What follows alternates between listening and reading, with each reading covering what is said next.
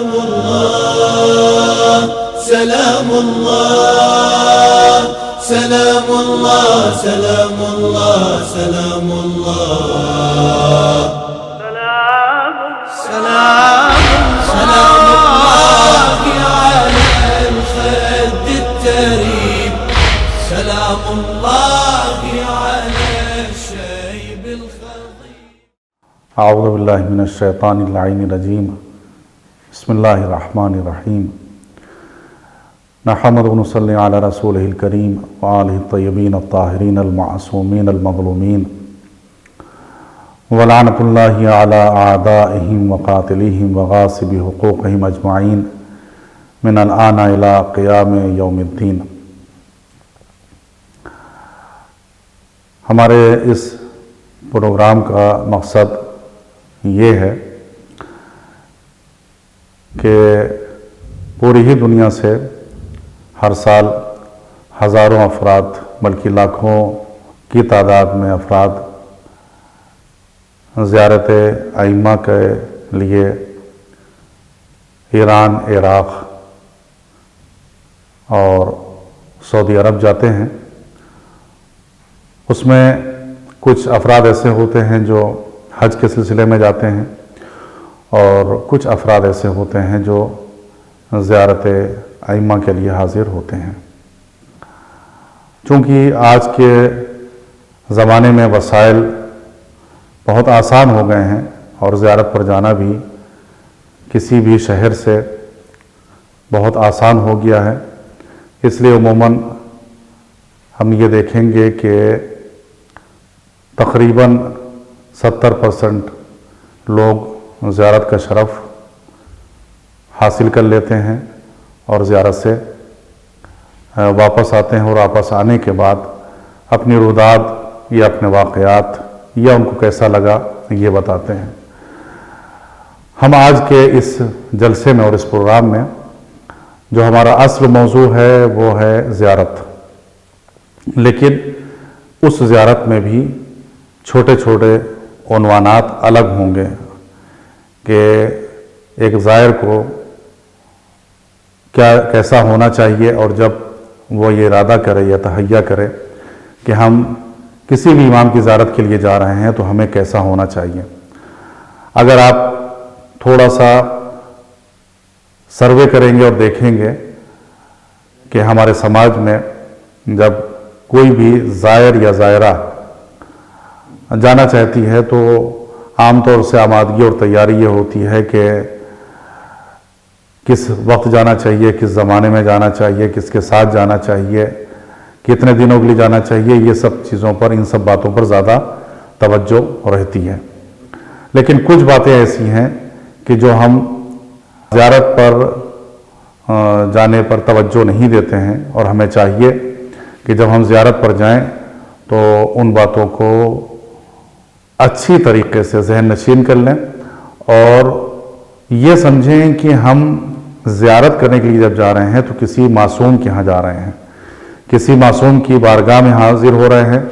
اور جب یہ قاعدہ کلی ہے کہ شہید بھی زندہ ہوتا ہے اور وہ اپنے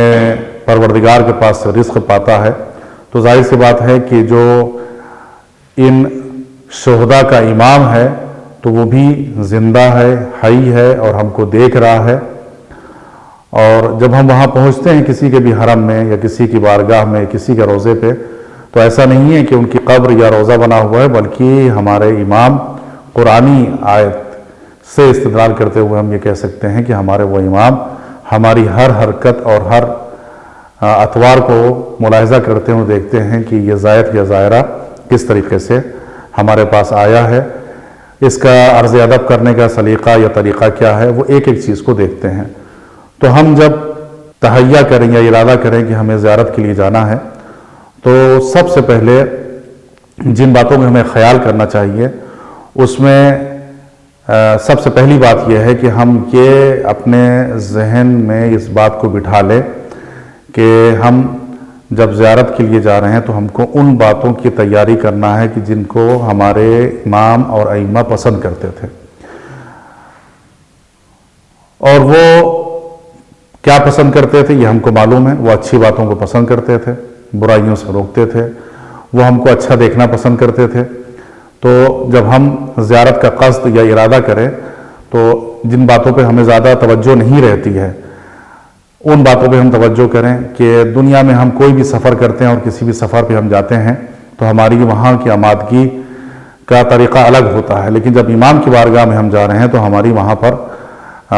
جانے کا انداز الگ ہونا چاہیے اور جدا ہونا چاہیے دنیاوی سفر سے۔ سب سے پہلی بات جو ہم نے کہا کہ ہمارا جو کلی موضوع ہے جو وہ یہ ہے کہ زیارت ہے، لیکن زیارت میں چھوٹے چھوٹے سے جو عنوان ہیں وہ ہم آپ کی خدمت میں پیش کرنا چاہیں گے کہ ایک زائر اور زائرہ کو کن باتوں کا خیال رکھنا چاہیے۔ وہ عام طور سے یہ ہوتا ہے کہ وہ تیاری شروع ہوئی، پاسپورٹ دیا گیا، یا اس کے بعد اپنے ساتھ ساز و سامان کی تیاری ہے، کیا لے جانا ہے کیا نہیں لے جانا ہے، ان سب کے اوپر ہم توجہ دیتے ہیں، لیکن جس عمل کی ہمارے یہاں سب سے زیادہ کمی ہے وہ ہے پردہ، حجاب۔ اس بات کو اس لیے ہم کہہ رہے ہیں کہ اگر ہم خود دیکھیں کہ جب ہم کربلا یا سامرہ یا کاظمین ہم جائیں تو ہم دیکھیں گے کہ ہمیں بہت سے زائرات ایسی ملتی ہیں کہ جو مکمل اسلامی حجاب میں نہیں ہوتی ہیں، ان کا حجاب ایسا نہیں ہوتا ہے کہ جس کا انداز طریقہ شریعت نے بتایا ہو، اس مرحلے کو وہ لوگ ادا نہیں کرتے ہیں۔ ہم جب ارادہ کریں، قصد کریں کہ ہم زیارت کے لیے جا رہے ہیں تو سب سے پہلے جو خواتین ہیں وہ اس بات کو نوٹ کریں اور کمی اگر ہے ان کے اندر تو اس کی اصلاح کریں، اور وہ یہ ہے کہ ہمیں مکمل حجاب کے ساتھ وہاں پر جانا چاہیے۔ اگر حجاب میں کوئی کمی ہے تو ظاہر سی بات ہے کہ اگر مکمل اسلامی حجاب نہیں ہے تو یہ اسلامی حکم ہے کہ وہ نماز تک قبول نہیں ہوتی ہے، اور جب نماز قبول نہیں ہوتی ہے تو آپ یہ سوچیں کہ زیارت بھی کہاں قبول ہوگی، اور جب مکمل حجاب نہیں ہوگا تو انسان کو ثواب کی جگہ جو ہے وہ کیا عذاب ہوگا، اس کو عقاب ہوگا، کیونکہ زیارت میں نامحرموں کے ساتھ اٹھنا بیٹھنا ہوتا ہے، اگر بال کھلے ہوئے ہیں تو وہ بھی صحیح نہیں ہے۔ تو ہم جب ارادہ کریں تو اس طریقے سے نہیں کہ ہم بالکل سر اٹھائیں اور اٹھانے کے بعد فوراً ہی زیارت کے لیے چل دیں، بلکہ وہ اسلامی پردہ اور وہ اسلامی حجاب کی جس کی ڈیمانڈ اور جس کا مطالبہ اسلام نے کیا ہے اس طریقے سے ہمیں کرنا ہوگا۔ اگر ہم اپنے ذہن کو تیار نہیں کر سکتے ہیں، یعنی یا ہم ذہنی طور سے آمادہ نہیں ہیں کہ ہم اس طریقے کا حجاب کریں کہ جو مکمل چادر میں ہو، مکمل جسم چھپا ہوا ہو، تو یاد رکھیں کہ پھر اس زیارت کا کوئی فائدہ نہیں ہے۔ ہمارے جو بر صغیر میں یوں کہا جائے کہ جہاں جہاں اردو بولی جاتی ہے وہاں کا ایک المیہ یہ بھی ہے کہ ہم نے پردے کو فیشن میں شامل کر دیا ہے، یا فیشن میں ہم پردہ کر رہے ہیں، اور اس طرف ہم مائل ہو گئے ہیں کہ جو کہا جائے کہ ان کا پردہ ہے اور حقیقت میں وہ پردہ نہیں ہوتا ہے۔ ہم سب سے پہلے یہ دیکھیں کہ اسلام نے پردے کا کس طریقے سے حکم دیا ہے، اور اپنے سماج پہ ہم نظر کریں کہ ہمیں سماج میں کس طریقے سے پردہ کیا جاتا ہے۔ ہمارے سماج میں عام طور سے اب اس وقت جو چلن ہے، جو طریقہ ہے، وہ یہی ہے کہ جو فیشن میں جو لباس سل گیا ہے اگر مکمل ہے تو اس کو ہم کہتے ہیں کہ یہ پردے سے ہیں، وہ سر بند ہے، اس میں سے ہم سمجھتے ہیں کہ یہ پردہ ہے، اس میں سے تھوڑے بال دکھائی دے رہے ہیں تو سمجھتے ہیں کہ کوئی حرج نہیں ہے، چند بال ہی نظر آ رہے ہیں، لیکن نہیں، اگر آپ اسلامی حکم کو تلاش کریں گے تو آپ کو یہ ملے گا کہ مکمل جو پردہ ایسا ہوتا ہے کہ جس میں ایک بال بھی عورت کا دکھائی نہ دے رہا ہو، اور جسم میں بھی پردے کے لیے جن شرطوں کا ہمارے یہاں خیال نہیں رکھا جاتا ہمارے معاشرے میں، وہ یہ ہے کہ ہم رنگ برنگا پردہ ہر طریقے کا جیسا ہوتا ہے اس طریقے کا ہم نے کپڑا لیا، اور اس کے بعد اسی سے ہم نے کوئی لباس سلوا لیا اور کہا کہ یہ ہمارے پردے کے لیے کافی ہے۔ لیکن علماء اور مراجع اگر ان سے آپ یہ پوچھیں گے کہ پردہ کس طریقے کا ہونا چاہیے تو وہ کچھ شرطیں بتاتے ہیں، اور ان شرطوں میں سب سے پہلی یہ شرط ہوتی ہے کہ وہ فرماتے ہیں کہ لباس شہرت نہ ہو، یعنی ایسا کوئی لباس نہ ہو کہ جو شہرت کا باعث بنے۔ اس کا مطلب کیا ہے کہ اگر کوئی زیارت کے لیے گیا اور 50 آدمی مثال کے طور پر گروپ میں ہیں، تو 50 میں کسی ایک خاتون کا ایسا لباس ہو، چاہے وہ اپنے حساب سے وہ سمجھ رہی ہوں کہ یہ پردہ ہے، لیکن اس کا لباس کچھ اس طریقے کا ہو، چاہے اس کا کلر ایسا ہو، یا اس کی فٹنگ ایسی ہو، یا اس کا انداز ایسا ہو، یا اس میں گل بوٹے لگے ہوئے ہوں، یا اس میں جھالر لگی ہوئی ہو، کچھ اس انداز کا ہو کہ ہر آدمی پلٹ پلٹ کے ان کو دیکھ رہا ہو کہ ان کا یہ جو لباس ہے اس کا کلر ایسا ہے، اس کا رنگ ایسا ہے، یا چلنے میں ان کا ایسا دکھائی دے رہا ہے، تو جو جلب نظر ہو رہی ہے، توجہ بار بار ان کی طرف اٹھ رہی ہے اور لوگ انہی کو دیکھ رہے ہیں، تو اس کا مطلب یہ ہے کہ یہ لباس شہرت ہے۔ کیوں؟ اس لیے کہ اگر ویسے ہی لباس ہوتا ہے کہ جیسے سب پہنے ہوئے ہیں، کہ اگر سب لوگ کالی چادر اوڑھے ہوئے ہیں، یا کالا برقع اوڑھے ہوئے ہیں، یا کالی عربی چادر اوڑھے ہوئے ہیں، تو اس سے انسان نظر اٹھا کے ادھر نہیں دیکھتا کیونکہ سب ایک طرح دکھائی دے رہے ہیں۔ لیکن اگر آپ فرض کریں کہ 40 خواتین میں، کہ جہاں 40 کالا لباس برقعے کا پہنے ہوئے ہیں یا عربی چادر اوڑھے ہوئے ہیں، اس میں کوئی ایک نیا انداز کا کوئی فیشن والا پردہ لے کر آ جائے، تو ہر انسان کی نظر ادھر ہی اٹھے گی، اور وہ ان لوگوں کے درمیان میں جو ہے ممتاز، یعنی وہ الگ دکھائی دے گا، جدا دکھائی دے گا۔ اس کا مطلب یہ ہے کہ یہ لباس شہرت ہے۔ تو پردے میں سب سے جو پہلی بات ہمارے علماء اور مراجع کہتے ہیں کہ وہ لباس شہرت نہ ہو، اور اس لباس شہرت کی جو توضیح وہ فرماتے ہیں وہ اس طریقے سے کہ جو کلر ہے ایک دم بالکل الگ نہ، مثال کے طور پہ کوئی خاتون ایک دم لال کلر کا یا پیلے کلر کا یا کوئی دوسرے کلر کا جو ہے وہ برقع انہوں نے سلوا لیا اور اس کو وہ پہنے ہوئے ہیں، تو ظاہر سی بات ہے وہ مجمع میں الگ دکھائی دیں گے۔ یا فٹنگ کے لحاظ سے مراجع کہتے ہیں کہ عورت کا جو پردے کا جو بھی اس نے انتظام کیا ہو وہ اس طریقے کا نہ ہو کہ بالکل فٹ ہو، کہ اس کے خد و خواہ اور چیز اس کی جو ہے وہ عیاں ہوتی ہے اور پتہ چلتی ہو۔ نہیں، ایسا ہونا چاہیے کہ لباس کہ اس کے جسم کا جو اندام ہے وہ پتہ نہ چلے،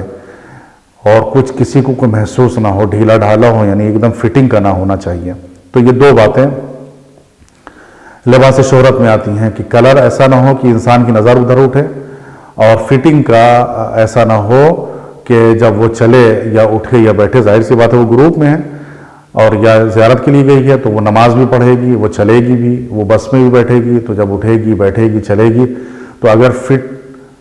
فٹنس والا لباس ہوگا تو ظاہر سی بات ہے اس کا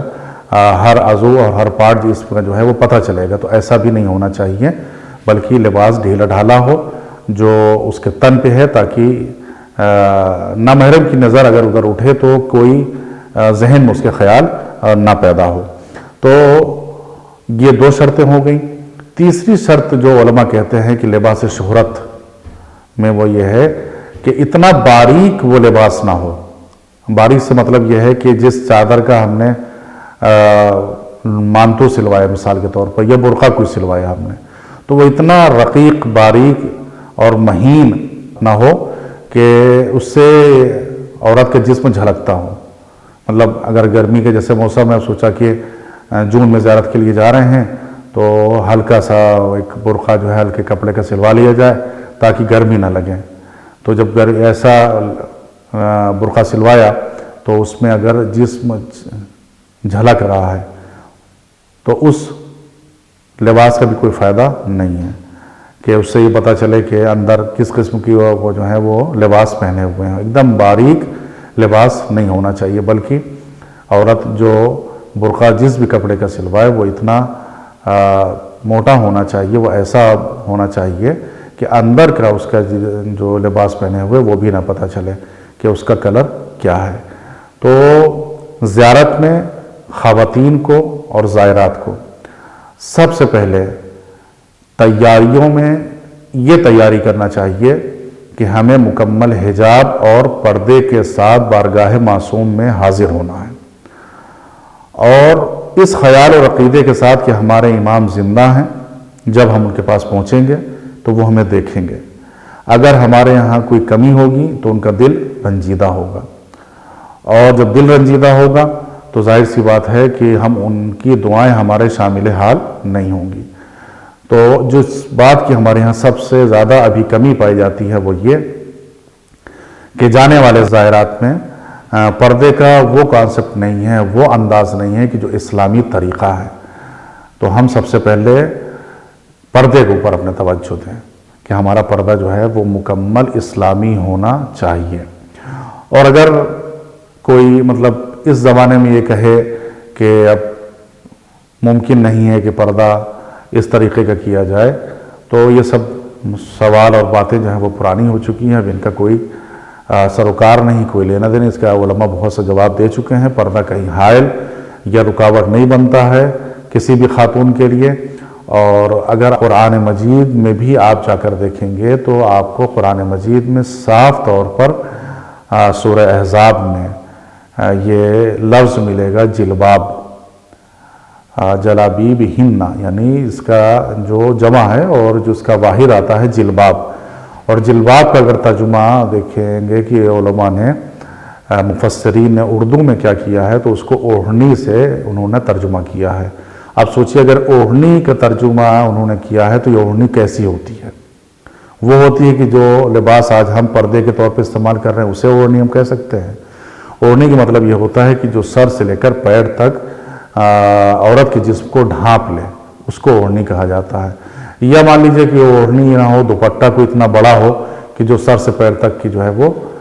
جسم کو کور کر لے، اس کو جو ہے وہ ہم جلباب کہہ سکتے ہیں۔ تو قرآن کے اعتبار سے بھی اگر ہم جائیں گے تو قرآن کے اعتبار سے بھی اس پردے کو مکمل پردہ وہی ہے کہ جو خاتون کے جسم کو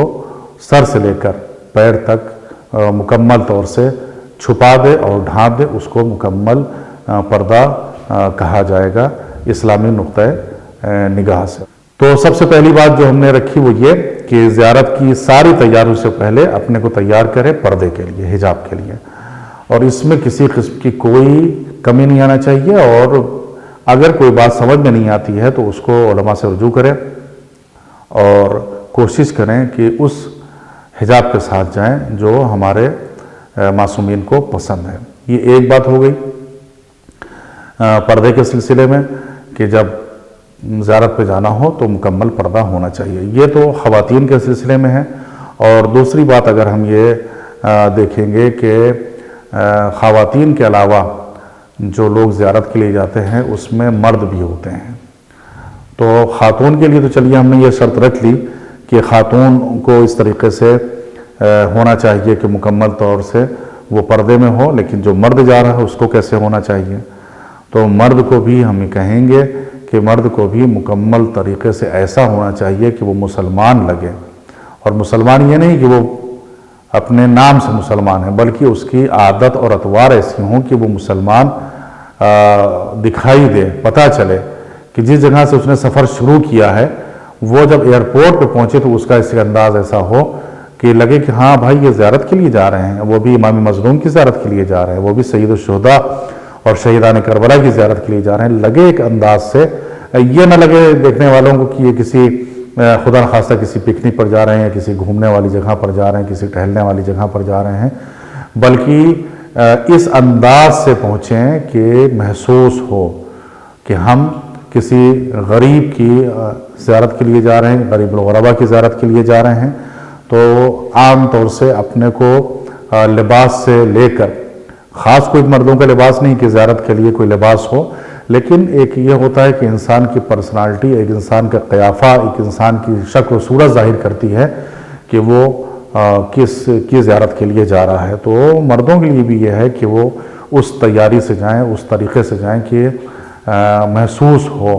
کہ وہ زیارت کے لیے جا رہے ہیں۔ اور ان کے لیے جو سب سے پہلی بات ہم کہنا چاہیں گے وہ یہ کہ ان کے چہرے کے اوپر جو ہے وہ داڑھی ہو،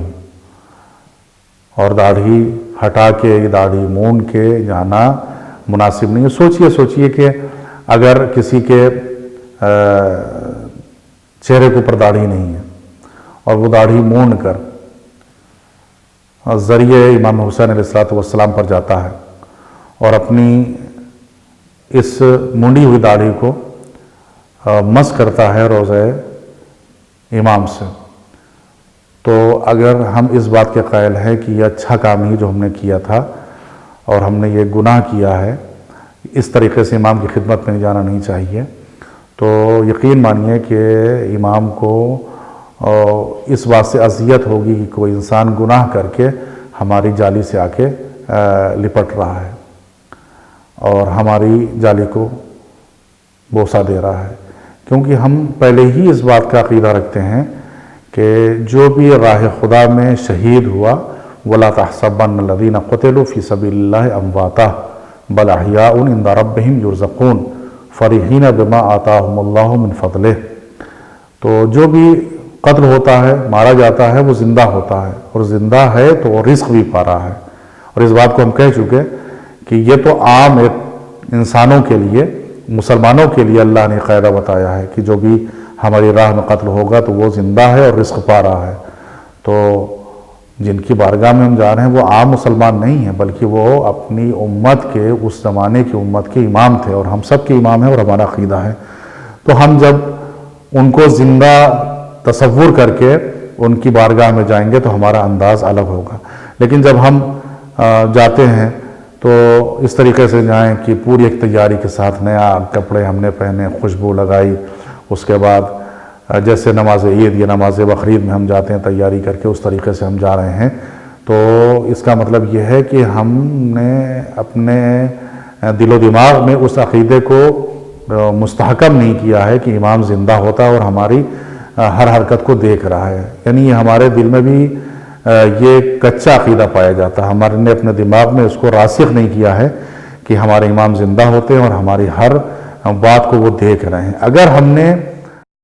یہ بات اپنے دل و دماغ میں بٹھائی ہوتی کہ ہمارے امام زندہ ہیں اور ہمیں وہ دیکھ رہے ہوں گے، تو ہم ہر اس چیز کو، اب فرض کریے مثال دیتے ہیں کہ ہم اپنے گھر میں داخل ہوں اور ہمارے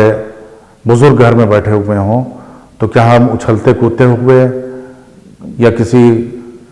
غلطی کے ساتھ، کسی گناہ کے ساتھ ہم گھر میں داخل ہوں گے؟ نہیں، ہم کو اس بات کی یقین ہے کہ اگر ہم کوئی غلطی کر کے ہم اپنے گھر میں داخل ہوں گے اور وہاں پر ہمارے بزرگ بیٹھا ہوا ہم کو دیکھ رہا ہوگا تو وہ ناراض ہوگا اور ناراضگی کا اظہار کرے گا، بلکہ ہو سکتا ہے کہ وہ سزا بھی دیتے، تو ہمارا پھر وہ انداز بدل جائے گا گھر میں داخل ہونے کا، ہم اس غلطی کے ساتھ نہیں داخل ہوں گے، اس گناہ کے ساتھ ہم داخل نہیں ہوں گے۔ کیوں؟ اس لیے کہ ہمیں عقیدہ ہے، ہمارا عقیدہ یہ ہے کہ ہم گھر میں جا رہے ہیں تو ہمارا بزرگ ہم کو دیکھ کر ڈانٹے گا، بلکہ ہمیں تنبیہ بھی کر سکتا ہے، ہم کو سزا بھی دے سکتا ہے۔ تو ہم ایک غیر معصوم کے لیے بھی عقیدہ رکھتے ہیں، اور کہ ہم گناہ کر کے، کوئی غلطی کر کے ہم گھر میں داخل نہ ہوں، ورنہ ڈانٹ پڑے گی، مار پڑے گی۔ تو جب ہم کسی امام کی بارگاہ میں پہنچ رہے ہوں تو وہ بھی اس عقیدے کے ساتھ جائے کہ اگر ہم غلطی کر کے جائیں گے تو امام ناراض ہوں گے اور ہمارا یہ عمل ان کی ناراضگی کا سبب بنے گا۔ اور اس کا الٹا اگر ہم تصور کر لیں کہ ہم بالکل اپنے کو اس طریقے سے سنوار کے جائیں گے، اس طریقے سے اپنے کو تہیہ اور آمادہ کر کے جائیں گے جیسے امام ہمیں پسند کرتے ہیں، دیکھنا چاہتے ہیں کہ ایک مسلمان کیسا ہوتا ہے۔ ایک مسلمان آیا ہے تو باوضو حرم میں داخل ہوا ہے، یا حرم میں وضو، ایک وقار، اطمینان، طمانینت کے ساتھ وہ داخل ہو رہا ہے، سر جھکائے ہوئے ہے، ایسے آ رہا ہے کہ اسے محسوس ہو رہا ہے کہ وہ کسی بڑے کی بارگاہ میں حاضر ہو رہا ہے، کسی گناہ کے ساتھ نہیں آ رہا، اس کے چہرے کے اوپر داڑھی ہے، اس کے پیشانے کے اوپر سجدے کا نشان ہے، تو یقیناً اس ظاہری شکل و صورت کو دیکھ کر ہمارے امام خوش ہوں گے، اور جب خوش ہوں گے تو ہمارے امام ہمیں دعا دیں گے۔ اب یہیں سے ہم اس نتیجے تک پہنچ سکتے ہیں کہ زیارت کا ہمیں کیا فائدہ ملنے والا ہے۔ ہم نے اپنی زیارت کی ابتدا یا تیاری شروع کی کہاں سے؟ پردے سے یا داڑھی سے، یا اپنے کو ہم نے اس طریقے سے لباس کے ذریعے سے تیار کیا کہ ہمارا لباس، ہمارا اٹھنا بیٹھنا ایسا ہے کہ جو امام کو پسند آ جائے۔ تو یقین مانیے کہ جب ہم اس طریقے سے پہنچیں گے تو امام ہم کو دعا دیں گے، اور دنیا میں امام کو کسی کی دعا مل جائے تو اس کا بیڑا جو ہے وہ پار ہو جائے گا اور اس کو نجات مل جائے گی، پھر اس کو کوئی، اور یہی ہمارے زیارت کا نتیجہ بھی ہے کہ امام کی دعائیں ہمارے شامل حال ہو جائیں، امام کی دعائیں ہم کو مل جائیں۔ اور امام دعا دیتے ہیں، آپ زیارتوں میں جا کے فقرے ملیں گے کہ امام کے لیے، امام رضا علیہ السلام کے زیارت نامے میں اذن دخول میں یہ بات ہے کہ وَيَسْمَعُونَ كَلَامِي وَيَرُدُّونَ سَلَامِي، کہ وہ ہمارے سلام کا جواب دیتے ہیں اور ہمارے کلام کو وہ سنتے ہیں. ہمارا اس کے اوپر اعتبار ہے کہ یسمعون کلامی، کہ ہمارے جو بات ہے ہماری بات کو وہ سنتے ہیں. تو ابھی تو منزل ہمیں دیکھنے تک کی ہے کہ وہ ہمیں دیکھ رہے ہیں. پھر دیکھا انہوں نے کہ ہمارا چاہنے والا، ہمارا زائر اپنے ملک سے آیا ہے پوری تیاری کے ساتھ، کہ جو ہمیں پسند ہے اس تیاری کے ساتھ آیا ہے، تو ہمیں وہ دعا دیں گے. پھر جب ہم جا کر ان سے کوئی بات کہیں گے تو وہ یسمعون کلامی، تو وہ ہماری بات کو سنیں گے. جب ہماری یہ بات کو سنیں گے تو پھر وہ جملہ وہی ہے یردون سلامی. تو دونوں باتیں اس میں ہیں کہ ہمارے سلام کا وہ جواب بھی دیں گے. اب آپ یہ سوچئے، فرض کریے کہ امام معصوم اگر کسی کے سلام کا جواب دے دیں تو سلام کا مطلب کیا ہوتا ہے؟ ہم ایک دوسرے سے سلام کرتے ہیں تو سلام کہتے ہیں سلام علیکم، جیسے کہ قرآن میں آیت ہے سلام علیکم بما صبرتم فنعم عقبی الدار، یعنی آپ کو پر سلامتی ہو. تو سلام میں پیغام کیا ہوتا ہے؟ سلامتی کا ہوتا ہے. جب ہم یعنی سامنے والے کو سلامتی کا پیغام دے رہے ہیں کہ آپ خوش رہیے، خرم رہیے، آباد رہیے، شاد رہیے، سلامت رہیے. جب ہم سلام کر رہے ہیں تو امام ہمارے سلام کا جواب دے رہے ہیں. اب سوچئے کہ معصوم امام اگر ہمارے سلام کا جواب دے دیں تو ہمارے لیے کتنے لیے شرف کی بات ہے، یہ کتنی فضیلت کی ہمارے لیے بات ہے کہ امام معصوم کا جواب ہم کو مل گیا. امام نے ہمارے سلام کا جواب دے دیا. لیکن وہی ہے کہ جب ہم سلام کریں تو ہمارے سلام کا انداز اسلامی ہو، خود جو ہمارا موشن ہے اور جو ہمارا حرم میں پہنچنے کا انداز ہو وہ اسلامی ہو. تو امام ہماری طرف نظر اٹھا کے دیکھیں، تو ایسا نہ ہو کہ جب ہم جائیں تو امام کی نظر پڑے اور وہ یہ دیکھیں کہ نہیں، یہ تو